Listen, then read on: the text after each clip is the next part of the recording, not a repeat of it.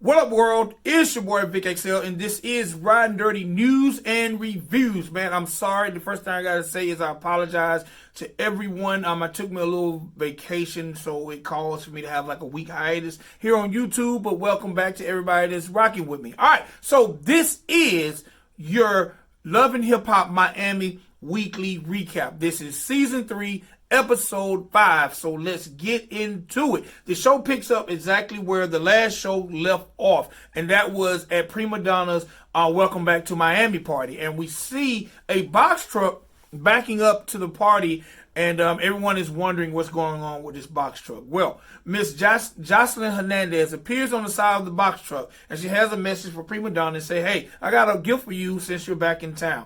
And lo and behold, this gift is a pig, like a sauteed pig or a barbecue. I'm not sure, but I just know it's a pig. It looks baked and it has an apple in its mouth.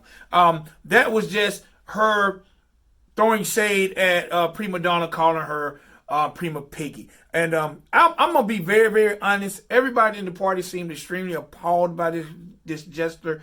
My thing about this is, and I know this show is strictly for entertainment, but I don't know anyone who would allow an unknown box truck to back up into their party. And I don't know anyone who would go to this box truck to get a gift off, but Prima Donna done it, and she gets the gift. Now, the thing about it, Prima Donna tries to handle this situation like a champ. She tries to act unfazed, but she actually goes into a rant that really lasts the entire party about, how Jocelyn is only on the show because of her, how Jocelyn is jealous of her. So she's kind of stuck in between trying to save face and act not bothered, but being bothered. And I completely get it, because this is at your event. To me, I would have just hand clapped it up and said, "Good try, Jocelyn." But that's that. So we're going to definitely keep everybody posted on this Prima Donna Jocelyn Hernandez feud, which is definitely heating up, which stemmed from Love and Hip Hop Atlanta. All right, next thing we noticed, we got my girl Joy and Trina. They're sitting down enjoying a little hookah, and along comes Bobby Light. Now,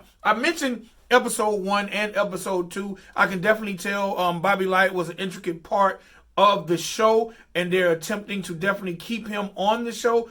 So he pops up to enjoy hookah with Joy and Trina. And Joy and Trina, the first thing they do, Joy is letting Trina know that she went and had a conversation with Trick. And basically, like I told you guys, Trick is still in love with her, but she's trying to figure out a way to deter that because she has no interest in being with Trick. So she decides, you know what I'm going to do? I'm going to hook Trick up with a blind date. Bad idea. In my opinion, that's a completely bad idea. But that's what she feels like her remedy is, so that's what she's going to attempt to do. From there, Trina is basically telling Joy and Bobby that she's super excited about the tour that she got coming up, and the good thing about it, it's actually relieved her and took her mind off the death of her mother, as well as took her mind off the her failed business venture with Julian, and she's concentrating completely on the tour.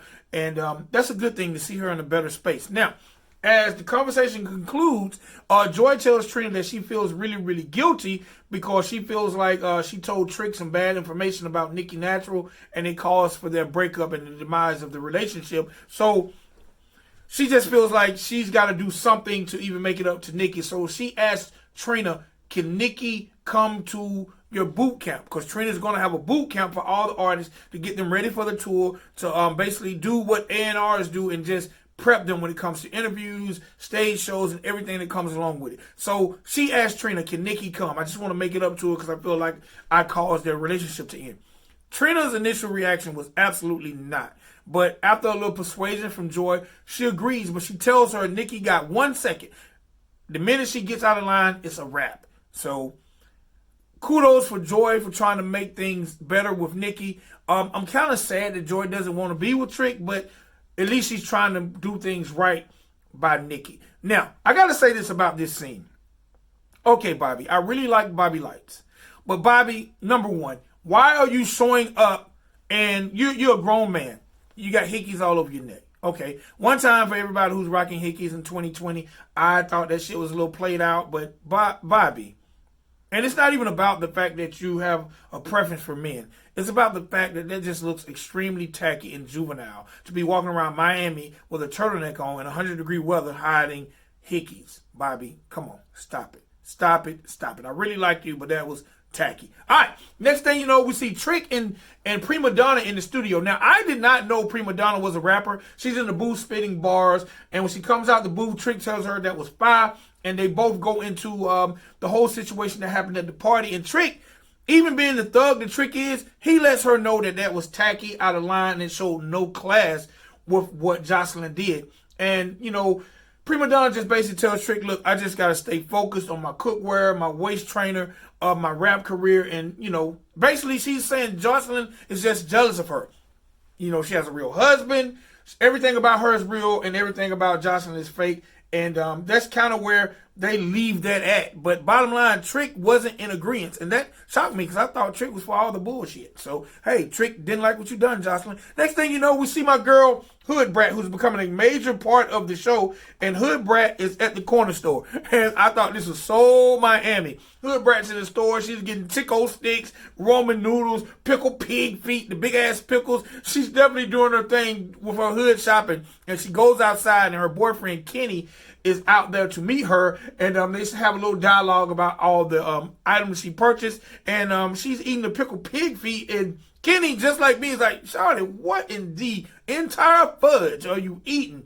And but I thought that was a cute little scene, and basically Hood Brat is just confiding in him and letting us know how long Kenny's been in her life, and letting Kenny know about she just has all this pressure that she's put on herself. Because not only is she trying to be successful herself, she's trying to be successful in the honor of her baby sister. And also she's trying to work towards getting custody of her sister kids, because her sister kids, King and Queen, are actually staying with the older sister of Hood Brat. So I gotta say, Hood Brat, we salute you for wanting to step up to the plate, trying to put yourself in position to do right by your sister's kids. All right, so on to my girl, Amada Del Negro, and her mother. They're having an intimate conversation as Amada's mother is making the empanadas. And I sure want some of those damn empanadas. But she's making the empanadas. And Amada is just telling her that, you know, she decided to go see a lawyer and discuss with a lawyer possibly of relieving Julian of his managerial duties.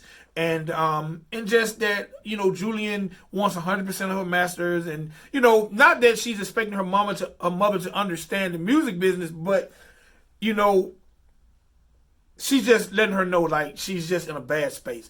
And her mother's like, I thought you and Julian came in together. I thought y'all had like a kinship. I thought you guys were like brother and sister. So with that being said, she's like, I thought we were. And she's like, listen, I think the best thing for you to do before you make a rash decision is to have a conversation with Julian. Just you and Julian. She also lets her know, and this is something I feel, you have allowed MJ to be so intertwined in your life, it's almost like he's making decisions for you. He's not your manager. He's only been around 6-7 months, and you have to not end the relationship, but definitely not let him be so intertwined in your business.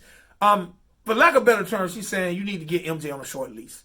Go have a conversation with Julian without MJ and come to some type of conclusion. And I completely agree with Amada's mother. All right? Now, can somebody please tell me how to get some of them damn empanadas? Please. Amada, I need some of your mother's empanadas. All right? So we see my man Trick. Actually, we see Joy. And Joy is at a restaurant with a woman who she introduced to us as Carolyn. And Miss Carolyn, who looks like she's head of the motherboard, is a church member of Joy. And she's brought Carolyn to this restaurant as a blind date to hook her up with Trick. Okay, the first thing I noticed is this lady looks super homely. Super nice. And there's nothing wrong with homely. There's nothing wrong with nice. But we're talking Trick Daddy Dollars. We're talking King Dingaling. We're talking the president of the Eat a Booty Club. Being with this lady who looks like she's fresh out of Sunday school, I think not. And not to mention, why, Joy, you know Trick still likes you. So why would you try to hook him up on a blind date? Well, just like I figured, this goes all the way to the left. Because Trick immediately walks up and like, who are you? Carolyn like, hey, I'm Carol. I'm Joy's friend. Trick's like, no, you're not. No, you're not. You're not Joy's friend. Because Trick has been with Joy so long, I'm sure he knows all her friends. Joy says, look, this is Carolyn from my church, and you know what? I'm gonna go get y'all something to eat, and y'all have a conversation. So Trick immediately reads the play. He immediately understands that Joy is trying to set him up. So he starts to have a little dialogue with Carolyn. He's like, listen, you're not my type. She's like, well, how do you know? Trick, like, first of all, she's like, what is your type? And this is the funniest thing of the entire show. Trick says, my type is the slutty type. And you don't look like the slutty type. So that in itself kind of throws Carolyn for a loop. And then Carolyn's like, look, I know a lot about you. I know about your restaurant. I've ate there. Your fried chicken's cool, but your collard green needs some help. Immediately, Trick like, hell no, you got to go. How are you going to criticize my collard greens? You're not my type. You're going to criticize my collard greens. Basically, he's like, for lack of better terms, bitch, beat it. Joy comes back. They're borderline in an argument. Carolyn tells Joy, look, I don't know how you put up with this guy. And basically, Joy's like, look, let me just walk you to your car. Trick orders him some food, and that's that. I'm sure we won't be seeing no more of Carolyn. So, Carolyn, you got your 10 minutes of fame, but Trick Daddy ain't with it, and I wouldn't be with it either, because Trick Daddy likes the slutty type. All right. I thought that was funny. Trick likes the slutty type. All right, so my words of wisdom is, Joy, being a married man and a person who went through a divorce, no, I didn't hold any feelings towards my ex, but I definitely wouldn't want my ex hooking me up with anyone. So, Joy, whatever made you thought that was cool, that was the worst idea ever. All right, so my girl Suki with the good coochie, Sukiana the GOAT. She's at her video shoot for her brand new single, and her girl Chameleon and Hood Brat definitely are in attendance, and they have a little bonding moment, and they're talking about the boot camp that Trina's going to hold, and Chameleon also lets her know that she has been invited to be on the tour. So I thought that was really, really cool. We're going to see Chameleon on the tour. Hopefully we'll get to see her twerking for Jesus. And but as they talk about the boot camp, Sukiana definitely lets them know that she knows that Nikki Natural stole her phone, and she's looking forward to having a conversation with Nikki. She's going to try to approach it in an adult manner, but she don't know if she's going to be able to. So we're definitely going to see how that works out. The funny thing about this bit, I thought, was the fact that Chameleon says she hopes she doesn't sweat her weave out because it costs $5,000. Ladies, somebody tell me in the comments area, are there $5,000 weaves out there? What in the holy fudge if it is? All right? Hey, that's crazy. $5,000 weave? Weave, whatever the hell it is, that is entirely too much. But again, salute to all the women that's going to be involved in the boot camp and Trina's tour. All right, the moment we've been waiting on. Amada is sitting down with Julian. Automatically, the first thing I noticed is she did not take her mother's advice, because right beside her is MJ. Why did you bring MJ to this meeting again with your manager? And basically, this goes not as left as the previous meeting, but it definitely goes left. It definitely goes left. And MJ is still in his feelings about this situation that happened with Amada and Julian climbing in his bed. But you know what? To me, I think Julian seems extremely real about, look, I wasn't trying to mess with her. I was drunk. This was the case. He makes some great points about that. And like, look, when she got out of the bed, if I was trying to get with her, why didn't I chase her? So, you know what, MJ, I think you need to shut the hell up. But the conclusion of this meeting is Amada fires Julian. Now, I can honestly say, first of all, I've never seen black people meeting at a tea shop, but they were sitting there having some tea. I thought that was kind of weird. But as they're sipping on their tea and she fires Julian, I think Julian really handles it like a champ, because I've seen a lot of artists relieve their management and the management don't take it well. Well, Julian, he took it like a champ. He's like, okay, best wishes in your career. All you got to do is tell me. We started together. We'll end it together. So we're going to have a conversation. And whatever comes from it, comes from it. And it was his firing. He basically says, basically good luck with your career, and excuses himself with the tea he excuses himself from the table and takes his tea with him. So I don't think Julian's that upset, but let's remember Julian got $300,000 to start a label. So I'm sure Julian's story is not over at all. Okay, so now here comes a part that I felt like was unnecessary for the show, but I got to talk about it because it did happen. There's a meeting with Prima Donna and Tip and Dawn. Now, a lot of people might not know, but Dawn was Jocelyn Hernandez's former manager. And I'm definitely telling you, they're definitely doing everything they can to integrate Bobby Lights and Miami Tip into storylines. They just don't appear to have a storyline for them. So Prima Donna is telling Tip about the situation at the party.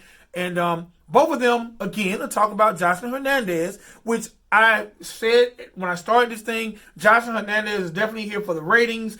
Even when she's not on the show, she's been talked about for at least 20 minutes. And they bring on Dawn.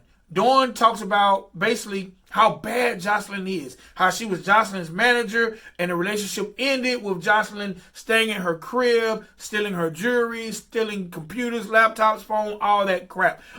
Basically, she's the godmother of Jocelyn's daughter, and she tells them, I'll always be there for that baby, but Jocelyn is pure evil. And after she hears about Jocelyn's antics at Prima Donna's party, she's like, you know what, that's typical Jocelyn. She does shit like that. So, like I said, I thought that scene was a little unnecessary, but, you know, it did introduce us to Dawn, and it did get Miami Tip some camera time. All right, now, you know, with all these reality shows, all these shows have this build up for this final scene. And this week's final scene was Trina's boot camp. Now, this boot camp is poolside, which I'm like, what in the hell kind of boot camp is this going to be unless these women are going to be swimming laps in the pool? All right, we see Joy and Trina getting set up for the boot camp. They're having a conversation. Trina is in a very, very good positive space, which is good to see considering everything she's been through. All right, the first person to arrive to the boot camp is Nikki. All right, Nikki's coming in with all these bags. I'm not sure what the hell she's doing. You know, Joy's like, look, be humble, sis. And Nikki is doing her best to be humble, which her best is her worst, because she sees all the names of the other girls that's going to be there. And she's basically like, I'm better than this hoe. I'm better than this hoe. I'm better than this hoe. And really, it's y'all pleasure that I be here. So immediately, Trina is automatically getting on edge because my girl just comes in off the chain. Nikki, what the hell is wrong with you? But in walks Suki. And Suki walks in, and she's about that smoke. All right? She tries to talk to Nikki in a way like an adult. But Suki, adult talk, no. That's very, very short-lived. As Suki is talking to Nikki, funny shit. And if you're from the hood, you know this is how it goes down.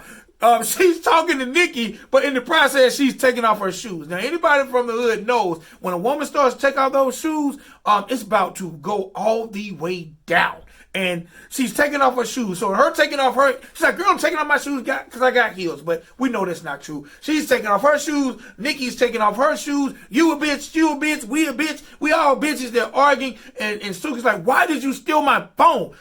And at the moment she asks, why did you steal my phone? That's when the pull apart start. Security's here.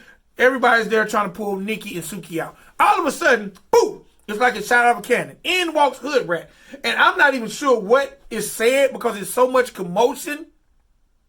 But Hood Brat is now trying to fight Nikki too. So we got Hood Brat and we got Suki both trying to fight Nikki. Sukiana gets a hold of Nikki's purse and throws it in the pool. Now, people, this looked like a very expensive purse. I don't know if it was Gucci, Louis, one of the Oui's. But this is what I noticed about the purse. The purse was empty. All right? If you go back and look at the show, or when you check out the show, the purse was empty. Why? Come on. Empty purse. You threw it empty. Y'all sometimes y'all doing too much for TV. All right? Y'all making this shit unbelievable. She throws an empty purse in the pool. Where all your shit at, Nikki? Why you have no shit in your purse? Huh? But now it's a pull apart between Nikki, Suki, and Hood Brat. In walks Chameleon. And Chameleon, to me, who has the most sense out of everybody, is like, look, this is bad business. This is going to hurt all our opportunity. Trina's trying to put this together. Y'all need to break this shit up. Now, Joy and Trina walks back out, which I don't know where they were during all this commotion, but they walk back out, and Trina says what any self-respecting person would say. Get out my place. The tour is over. I cannot deal with you heifers. So, as we leave it, there's a pull apart between Hood Brat, Sukiana, and Nikki, and Trina is basically telling them, you know what? I can't do this. I cannot do this. There will be no tour. All right? All right. So if y'all get a chance, please check out this episode, season 3, Love and Hip Hop Miami, episode 5. Check it out. Y'all do me a favor. Please subscribe. Get in my comments area. Let me know what y'all want to hear me review and talk about. Let me know what y'all thought about this episode of the show. All right? It's your boy, Vic XL. This is Riding Dirty News and Reviews. All right? Y'all definitely be safe to my next post. Peace.